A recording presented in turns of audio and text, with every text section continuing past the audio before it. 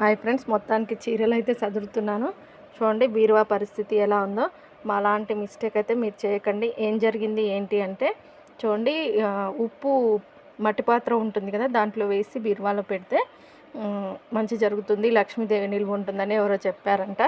ఇంకా మా వారు అలా పెట్టేసరికి ఆ ఉప్పు అంతా చల్లిపోయిందండి. ఎప్పుడో చూసుకోలేదు. ఉప్పు చల్లిపోవడం వల్ల బీరువా చూడండి మొత్తం తుప్పు పట్టేసింది అనమాట. ఇప్పుడు సర్దుతూ ఉంటే పేపర్ తీస్తే ఇలా అయ్యింది. మన అదృష్టం బాగుండాలి, కానీ ఏదో చేస్తే ఏదో అవుతుందని మాత్రం ఇలాంటి మిస్టేక్ అయితే చేయకండి. చూడండి చీరలు అయితే సర్దేశాను, కానీ ఈ తుప్పంతా పైకి పాకిపోయింది అనుకోండి, ఈ చీరలన్నీ పాడైపోతాయి.